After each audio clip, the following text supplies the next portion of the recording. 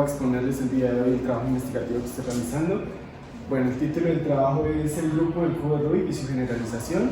Como un subtítulo coloqué el estudio del caso por 3 y la extensión al cubo N por N. Entonces lo que vamos a hacer acá es primero hacer una introducción histórica sobre un poco el cubo de Rubik para que tengan un poco de historia, que también es importante. Voy a hablar sobre una notación importante, unos teoremas fundamentales de la teoría del cubo y voy a dar cuál es el planteamiento del objetivo de lo que estoy investigando y cuál es el planteamiento general y cuáles son los objetivos que espero realizar. Entonces, como les comento, primero voy a hacer una introducción histórica, luego voy a dar una notación del señor David C. Master y vamos a hablar sobre el grupo del cubo de Rubik, los teoremas fundamentales de la teoría del cubo, una construcción del grupo del cubo de Rubik y planteamiento del problema, objetivos y referencias. Bueno, entonces voy a empezar con la introducción histórica. Entonces, primero que nada, pues el cubo fue inventado en 1974 por el señor Erno Rubik, un arquitecto. Él lo lanzó en 1980 a la venta. Desde ese entonces se han vendido 350 millones de unidades del cubo de Rubik, que es uno de los rompecabezas más vendidos. Inicialmente la meta era solo resolver el cubo de Rubik. Más adelante se empezaron a crear competencias que se llaman speed cubing, que son competencias de velocidad, en las cuales pues ya muchos estarán enterados de que pues se trata de resolver el cubo en menos tiempo. Hay diferentes modalidades, por ejemplo resolver el cubo con los ojos vendados, resolver el cubo con una mano, bueno, entre otros, diferentes tamaños de cubos, son las modalidades de esto. Lo organiza la World Cube Association. Bueno, en 2010 se demostró que el llamado número de Dios es 20, es decir, que podemos resolver el cubo en 20 o menos movimientos. Y bueno, las configuraciones y movimientos del cubo forman un subgrupo del grupo de permutaciones generado por los giros de las caras. Más adelante les voy a hablar sobre las caras, que cada una de las caras tiene un nombre y que podemos armar el grupo del cubo de Rubik generado por esas 6 caras que estamos mirando. Entonces, voy a empezar primero con la notación de Sigmaster para decir cuáles son esas caras. Entonces, la notación que introdujo el señor David C. Master es un sistema descrito de los giros del cubo de cada cara. Entonces, vamos a tomarlo en este caso así, lo podemos tomar desde donde queramos. Entonces, donde esta es la cara frontal, la cara superior, perdónenme, la cara frontal, la cara izquierda, la cara derecha, la cara de atrás y la cara inferior. Entonces, cada una se denota como U, F, L, R, B y D. Entonces, eso es para hacer referencia al inglés, up, left, right, etc. Vamos a hacer los giros del cubo de Rubik con 90 grados en sentido de las manecillas del reloj.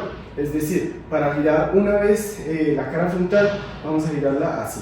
Entonces van a ser giros con sentido en las manecillas del reloj.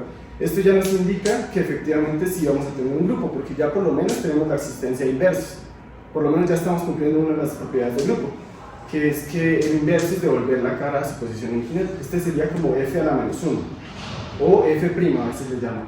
Entonces, esta sería un movimiento de f, sería moverlo 90 grados en sentido de las manecillas del reloj, y f a la menos 1 o f' sería devolverlo 90 grados en el sentido contrario a las manecillas del reloj. Bueno, esa es la notación que vamos a usar en este trabajo. Entonces, voy a empezar con la primera definición, que es el grupo de permutaciones G igual a generado por FLUDRP.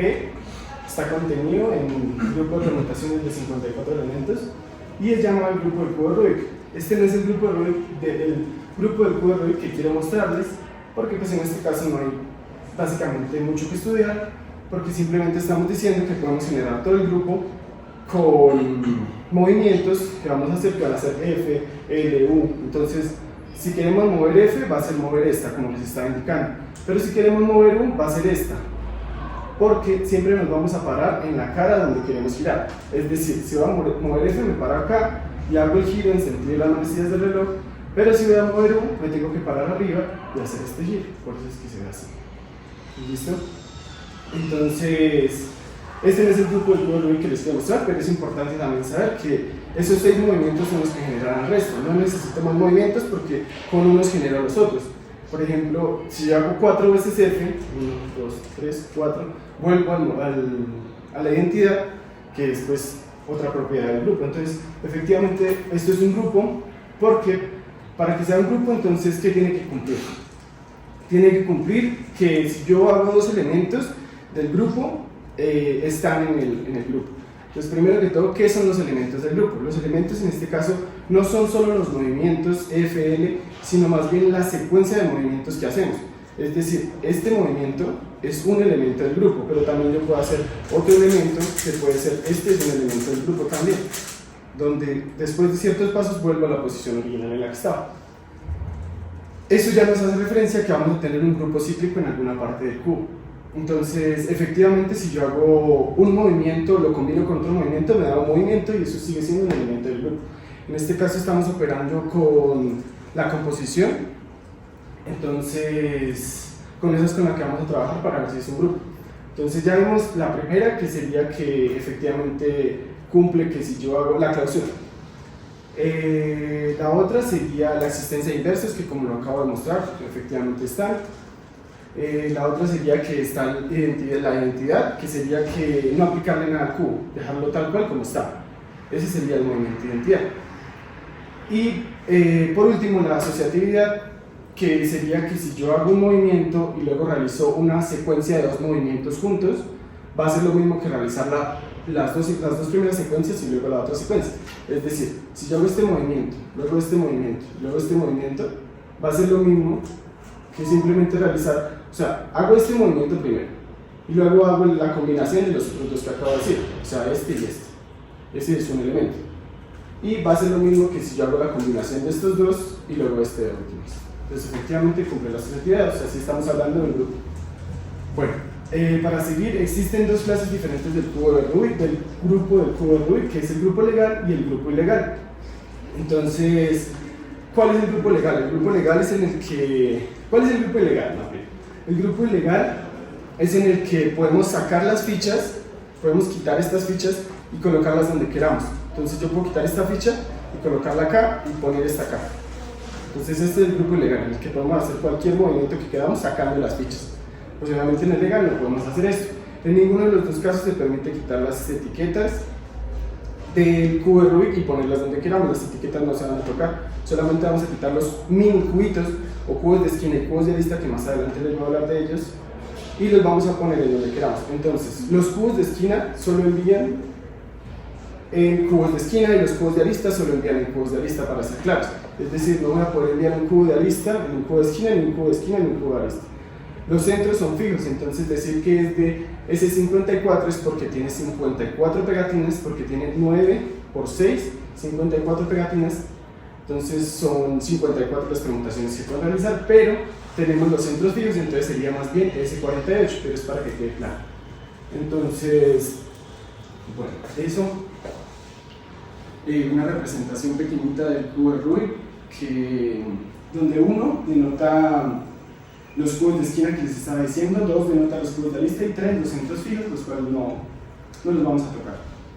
Entonces, antes de empezar a hablar sobre los cubos de esquina, voy a hacer una definición pequeñita de grupos, que es que un grupo se dice cíclico si existe un elemento A en G, tal que cada elemento de G es una potencia A. En particular decimos que G es generado por A y escribimos G igual a generado por A. Entonces, generado quiere decir que con ese elemento yo puedo generar los otros. Entonces eso es un grupo cíclico, con el cual con un elemento yo puedo hacer los otros.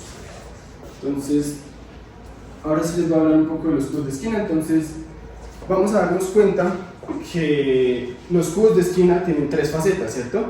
Entonces, faceta 1, faceta 2, faceta 3, o faceta A, faceta B, faceta C. Si yo hago, estamos trabajando en el cubo Rubik ilegal primero para poder ver cuáles son todos los movimientos posibles y luego reducirlo a que tengamos unos movimientos solo en este cubo Rubik legal. Entonces, primero estoy trabajando en el cubo Rubik ilegal. Si yo hago un movimiento, voy a darme cuenta que la blanca va a pasar a la azul va a pasar a la roja y la roja va a pasar a la blanca. Si yo hago otro movimiento, voy a hacer que la blanca ya está acá, va a pasar la blanca a la roja al azul y la azul a la roja. Entonces hago otro movimiento y vuelvo a la posición original en la que estaba. ¿Eso qué nos indica en términos de grupos? Eso nos indica que los cubos de esquina los podemos asociar con el grupo cíclico 3, de 3 elementos. Como hay 8 esquinas, lo que vamos a decir es que es el grupo cíclico de 3 elementos, producto directo 8 veces consigo mismo. Entonces, este grupo lo que nos va a decir, el C3 a la 8, es el grupo que permuta todas las facetas de cada esquina. Entonces, con esto vamos a poder saber en qué posición está cada esquina. Y finalmente, podemos ver que también actúa acá el grupo de permutaciones 8. ¿Por qué? Porque si yo etiqueto cada uno de los, supongamos que quito todas las esquinas, todas las quito, y cada una de las esquinas les voy a dar una etiqueta fija. Entonces vamos a hacer que esta es la esquina 1, esquina 2, esquina 3, esquina 4, más bien huecos, porque van a quedar los huecos, hueco 1, hueco 2, hueco 3, hueco 4, y también van a ser las esquinas, esquina 1, esquina 2, esquina 3, esquina 4. Entonces voy a hacer una permutación cada vez que yo quiera mover una esquina a otra. Entonces si yo quito esta esquina y esta esquina y las cambio de posición, entonces voy a decir que voy a pasar la esquina 1 a la posición 2. Entonces en términos de permutación sería que ahí adentro tenemos un grupo cíclico 1-2. Entonces tenemos un ciclo 1-2.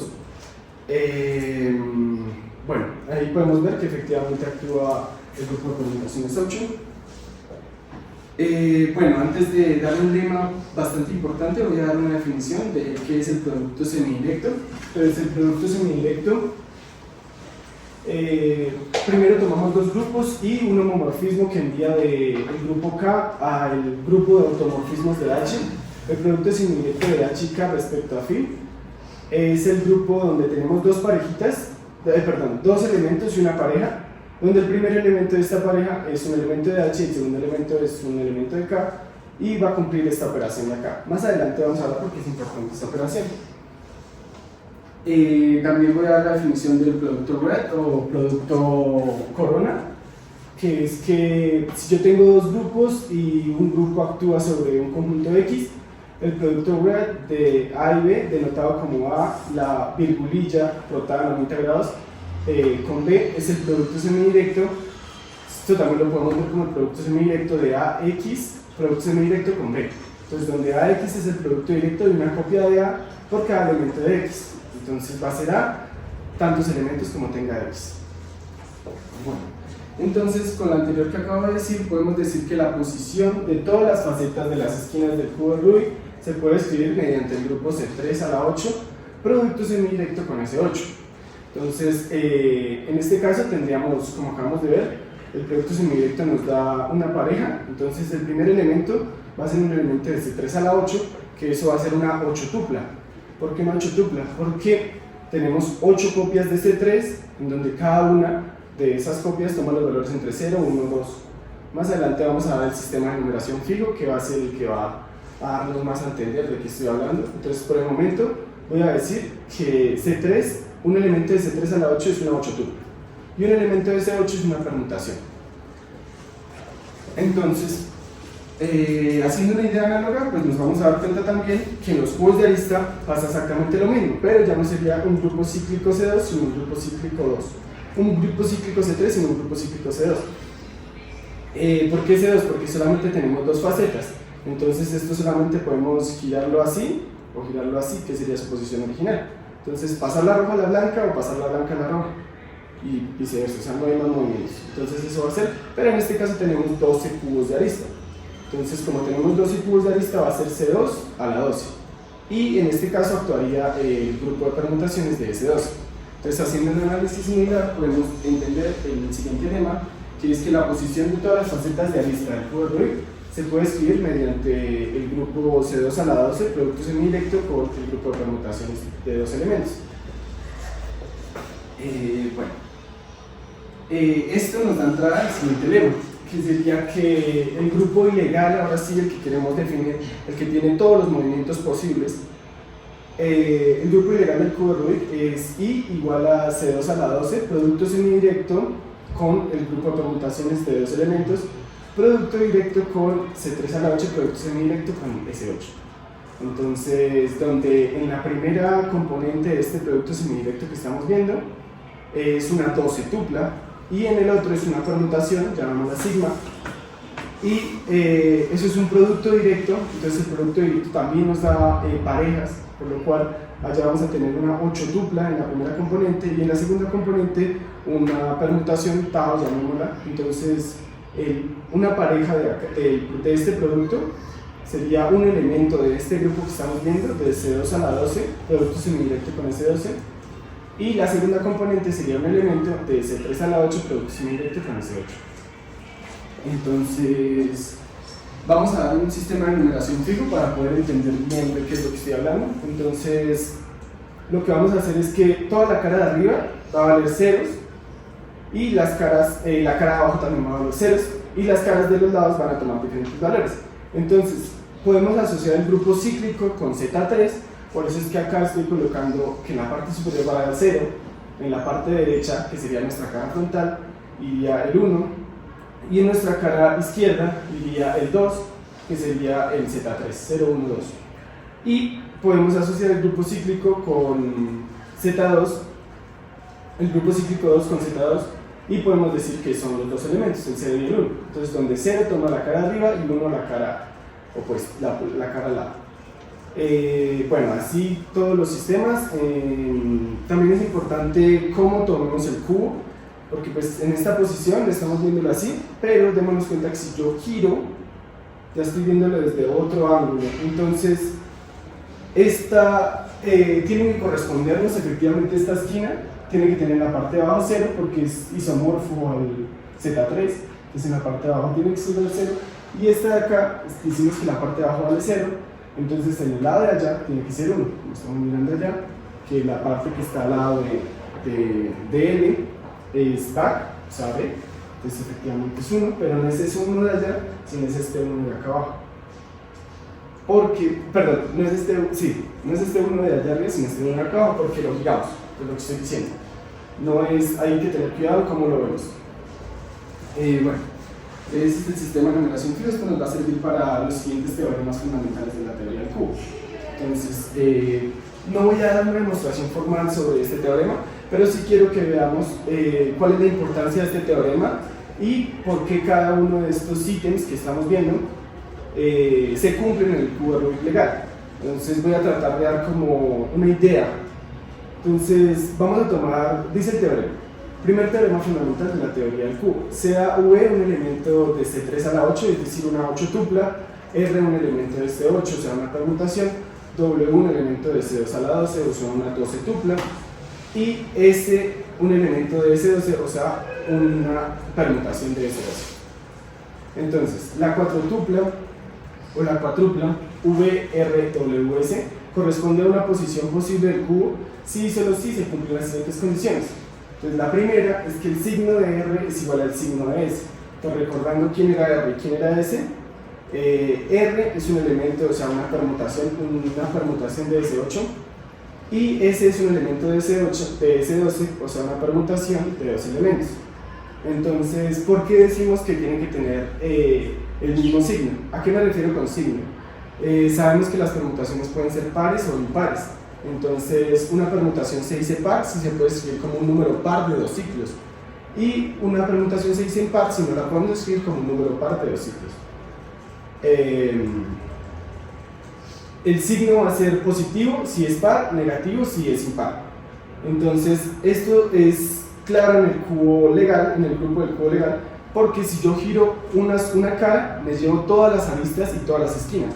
Es decir, cuando yo hago un giro, este giro, yo estoy permutando estas esquinas y estoy también permutando estas aristas. Entonces, efectivamente, tienen que tener la misma paridad. Esto no pasa en el cubo Rubik ilegal. ¿Por qué? Porque yo puedo permutar solo dos esquinas en el cubo ilegal. Si yo quito esta esquina y quito esta esquina y las cambio, o sea, pongo esta esquina acá y esta esquina acá, estoy permutando solamente estas dos esquinas, pero estas de acá, las aristas, están quietas. Entonces, en este caso, nuestra permutación acá sería impar, y como no le estamos haciendo ninguna permutación a las aristas, sería una permutación par. Significaría que no tendrían el mismo signo. Esta sería menos 1 y esta sería 1 y esta sería menos 1. Entonces vemos que en el cubo ilegal esto no se cumple. Entonces este teorema lo que nos va a decir en sí es los movimientos que podemos realizar en el cubo de Rubik legal, pero que podemos realizar en el cubo de Rubik ilegal, pero que en el cubo de Rubik legal no se pueden realizar. Entonces es restringir los movimientos para que tengamos exactamente los movimientos que queremos, porque aquí nos están sobrando algunos movimientos que no podemos realizar en el cubo. Entonces eso sería lo primero. Entonces lo segundo es que si yo tengo V, un elemento de C3 a la 8, que es una 8 tupla, entonces vamos a nombrar cada elemento de V, V1, V2, V3, así sucesivamente hasta V8, y eso tiene que ser 0 módulo 3. Entonces, ¿esto cómo se puede ver? Lo que estamos diciendo acá es que V es un elemento de C3 a la 8, ¿cierto? Entonces, un elemento de C3 a la 8 es un vector, es una 8 tupla, donde cada elemento de la tupla toma los valores 0, 1 y 2. ¿Por qué? Porque cada elemento de la tupla es una faceta. Entonces, en este caso, nuestra faceta sería 0, 0, 0, 0, 0, porque todas están en su posición original. Entonces, la suma de ellas efectivamente nos da 0. Pero, entonces, ¿por qué esto no se cumple en el cubo de Rubik ilegal? Porque en el cubo de Rubik ilegal yo puedo girar todas, simplemente con la mano, puedo girarlas todas y hacer que todas, cuando le aplico un giro, como vimos en el sistema de numeración, cuando le aplico un giro, estaré aplicándole 1, es decir, que ahora esta faceta vale 1, este cubito de esquina vale 1. Y si giro esta también vale 1, si giro esta también vale 1, si giro esta también vale 1. Entonces, si la giro 2 veces, pues vale 2, si la giro 3 veces, vuelvo al 0. Entonces es como no moverla. Entonces lo que estoy diciendo es que en el cubo de Rubik ilegal yo puedo girar estas cuatro facetas y decir que cada una vale 1, ¿cierto? Entonces la suma me daría 1, 1, 1, 1, 4, más las 4 de abajo, que no las moví, o sea, estarían en 0, la suma nos daría 4, pero 4 módulo 3 no es 0, entonces efectivamente en el cubo de Rubik legal no podemos encontrar la forma en la cual movamos las 4 esquinas y el resto las dejemos quietas. Por ejemplo acá en este caso giré las esquinas, las 3 esquinas inferiores más bien, las 3 esquinas que estamos mirando las giré una vez, ¿cierto?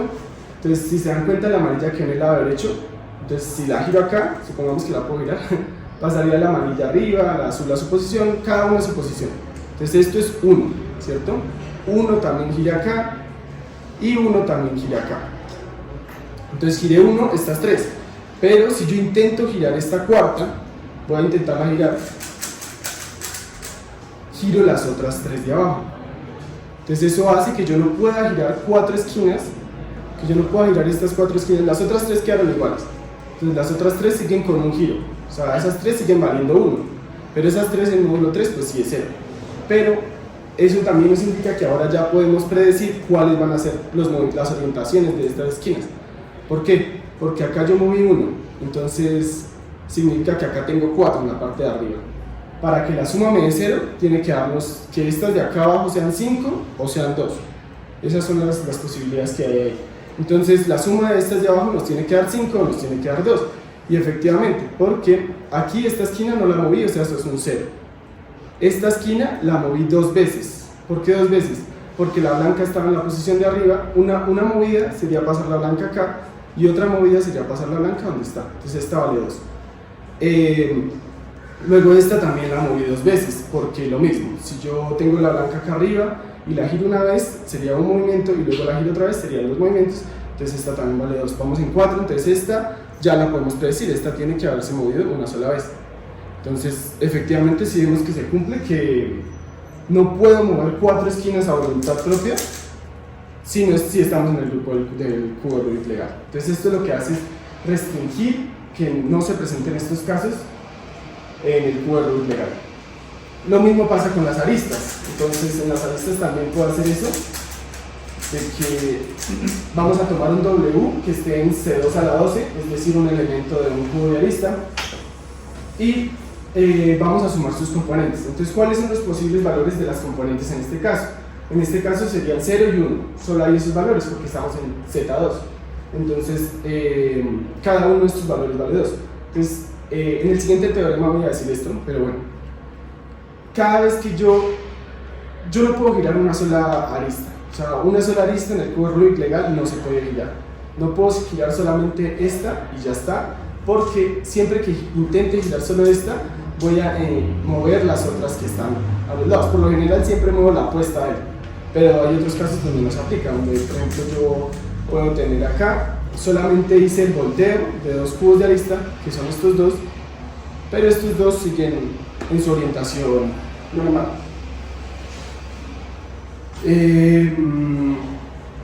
No importa, no estoy hablando de las permutaciones, estoy hablando de los flips que estoy haciendo, o los volteos, por así decirlo, que estoy haciendo en cada uno de los cubos de arista. Es decir, no estoy diciendo porque este está en su posición que es, pero este no está en su posición que es. Esto es una permutación, no un cambio de orientación. Entonces lo que estamos mirando son los cambios de orientaciones que están pasando, para ver que efectivamente yo no puedo girar un solo cubo de arista. Entonces lo mismo acá. Acá todos los cubos de arista valen 0 porque están en su orientación fija, pero estos cubos de arista valen 1 y 1 más 1, 2, módulo 2, 0. Entonces se cumple también la tercera propiedad del teorema que estamos diciendo. Bueno, ahora sí les voy a hablar del segundo teorema, que es que el segundo teorema nos dice que una operación del cubo es posible si y solo si se cumplen las siguientes condiciones. Entonces, el número total de ciclos de arista y de esquina de longitud par es par.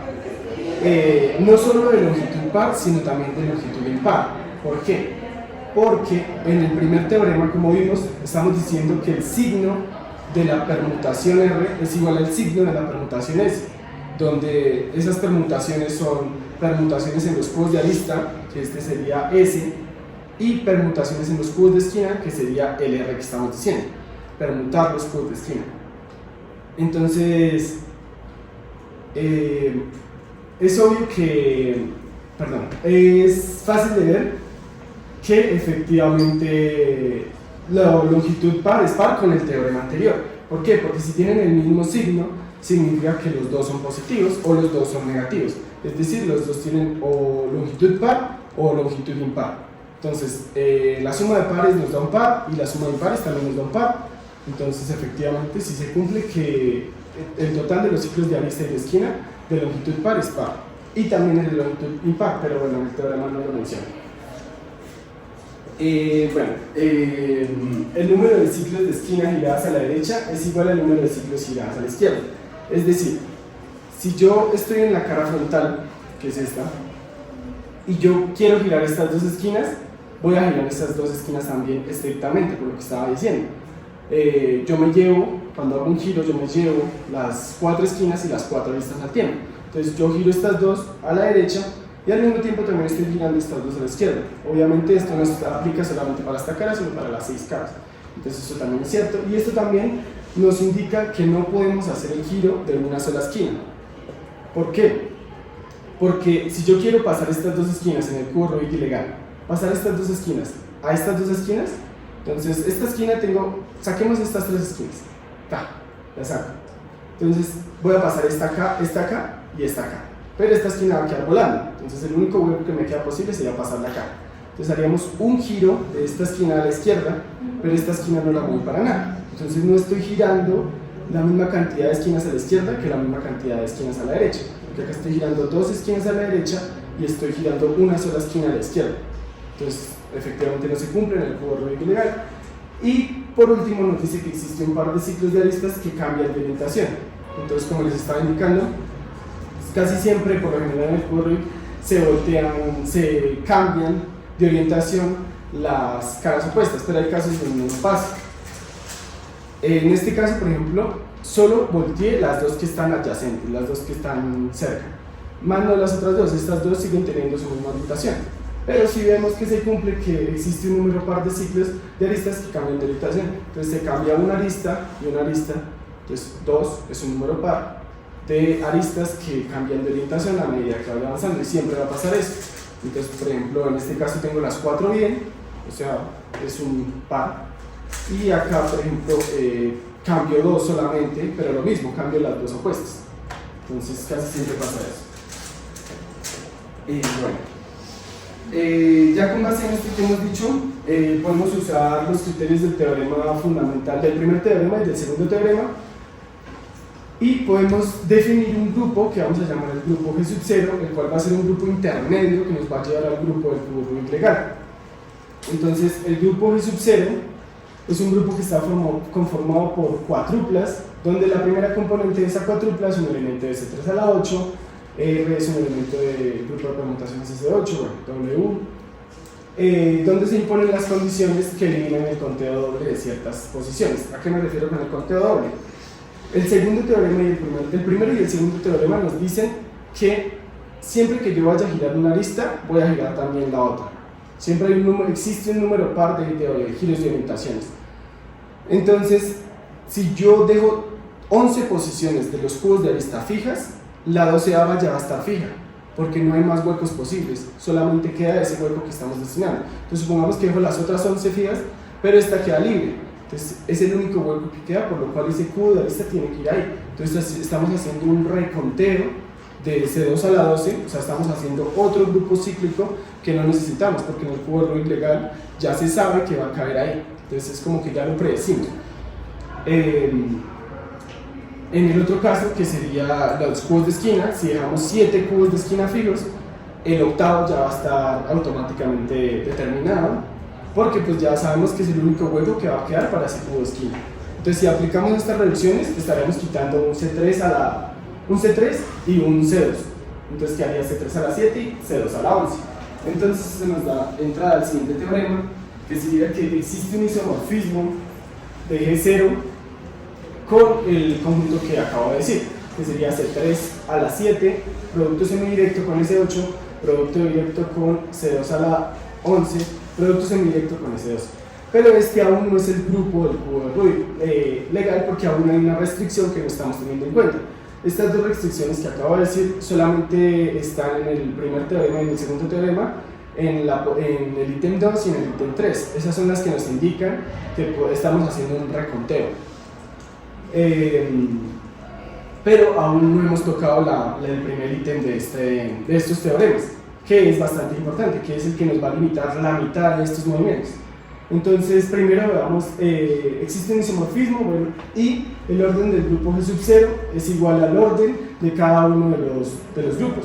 Entonces, el orden de S8 es 8 factorial, el orden de S2 es 12 factorial, el orden de C2 a la 11 es 2 a la 11 y el orden de C3 a la 7 es 3 a la 7.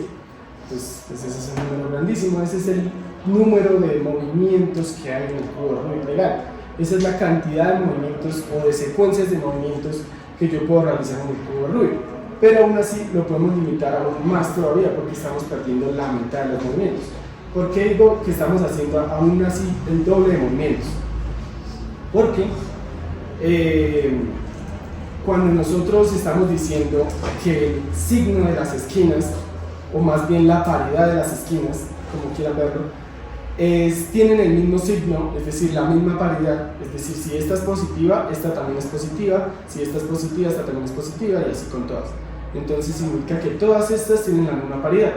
Si estamos en el caso en el que el signo de R es igual al signo de S y el signo de R es par, entonces esto también va a ser par. Pero no podemos caer no hemos visto el caso en el cual esta sea impar y esta sea par, porque esto no puede ocurrir en el cubo de Rubik legal, por lo que estaba diciendo, porque yo no puedo quitar estas dos esquinas y enviarlas acá y simplemente pasar esta acá, porque eso sería permutar solamente estas tres esquinas, pero estas no hacen nada. Entonces, por lo cual esto tendría signo positivo y estas tendrían signo negativo. Entonces, estas tendrían paridad impar y las aristas tendrían paridad par, porque no las moví. Entonces, en este caso no se presenta en el cubo de Rubik legal, pero en el cubo de Rubik ilegal si se presenta, lo que digo, podemos quitar las fichas. También podemos tener que las esquinas son par, es decir, no las movemos, o las movemos y nos da un signo par, y movemos estas, digamos, quito esta y la coloco acá, y quito esta y la coloco acá. Entonces, si cambio estas dos de posición, esto sería de signo impar. Entonces, de signo impar no, de signo -1 y de paridad impar. Igual con estos dos, si los dejo quietos, eso sería signo +1 y paridad par. Entonces no se puede presentar esquinas pares, aristas impares. Tampoco se puede presentar aristas pares y esquinas impares. Pero sí se puede presentar lo que estamos diciendo, que tengan el mismo signo. O sea, yo puedo tener que estas dos sean signo par y que estas dos sean signo impar. Entonces eso limita la mitad de los movimientos. Por eso es que estoy diciendo que todas estas combinaciones, 8 factorial, 12 factorial por 2 a la 11, esto va a ser dividido en 2, y eso nos daría los movimientos que en realidad sí podemos hacer para el cubo de Rubik legal. Entonces, si dividimos esto entre 2, pues nos va a dar 2 a la 10, y eso quiere decir que entonces el grupo del cubo de Rubik G puede expresarse como G igual a C2 a la 10, producto semidirecto con S12, producto directo con C3 a la 7, producto semidirecto con S8. Entonces, estamos diciendo que dividimos la mitad de los movimientos del grupo G sub 0 para llegar a este grupo que ahora sí tenemos acá. Y este es el grupo del cubo de Rubik que en realidad queremos observar. Entonces, ¿qué tiene de importancia esto? ¿Para qué estamos realizando esto? Eso es lo que yo quiero que veamos. Entonces, la construcción del grupo G, como acabo de mencionar, se puede descomponer así como C3 a la 7, producto semidirecto con S8, producto directo con C2 a la 10, producto semidirecto con S12, donde CK denota el grupo cíclico de orden K, SM el grupo simétrico de n elementos, y este signo denota el producto semidirecto, disculpen, me equivoqué, el producto semidirecto. Sin embargo, esta construcción no se generaliza directamente para cubos de orden superior. ¿Por qué? Porque en el caso de un cubo 4x4, si nosotros tuviéramos un cubo 4x4, sería como añadir otra acá, otra línea acá y otra línea acá. Pero entonces eso diría que perderíamos el centro que tenemos, que es lo que nos ayuda bastante para poder realizar estos movimientos que estoy diciendo. ¿Por qué? Porque van a haber otras dos en la mitad, otras dos líneas así, que yo las voy a poder mover a voluntad, y van a ser más movimientos que tenemos que tener en cuenta a la hora de crear el grupo. Y pues obviamente mirarlo en un caso n por n, para ver, primero hay que mirarlo en un caso 3x3, que lo acabo de mencionar, mirarlo en el caso 4x4 y ver si se puede generalizar para un cubo n por n. La estructura se vuelve significativamente más compleja debido a la aparición de nuevo tipo de piezas, como lo que digo, centros móviles, o más bien la carencia de centros, porque no vamos a tener centros en el 4x4, en el 6x6, en el 8x8, en todos los pares no vamos a tener centros, pero en los impares vamos a seguir teniendo centros. Entonces van a haber invariantes que nos van a ayudar a poder ver que, por ejemplo, en el cubo 5x5 vamos a seguir teniendo centros. Entonces, no es tan claro decirlo, pero podemos decir que los cubos de esquina del 5x5 y del 3x3 van a tener exactamente el mismo grupo cíclico, va a seguir siendo de 3 elementos. Y también no solamente en el 5x5 y en el 3x3, en el 4x4 también va a seguir siendo un cíclico de 3 elementos, solamente lo puedo girar 3 veces y vuelvo a su posición. Pero van a entrar a jugar otras aristas y otros casos particulares, como casos de paridad. Un caso de paridad es donde yo tengo todo el cubo armado, pero tengo ciertas partes que no están armadas, digamos. Entonces, por ejemplo, acá tengo todo el cubo armado, pero tengo dos fichas que no van en su posición. Esta posición no va acá y esta posición no va acá. Entonces son casos de paridad que se presentan en el cubo Rubik, que acá es un caso de paridad muy fácil de resolver porque hay un algoritmo que ya está hecho, pero hay casos de paridad en el n por n o en el 4x4 que son un poco ya más sofisticados, más complicados. Bueno.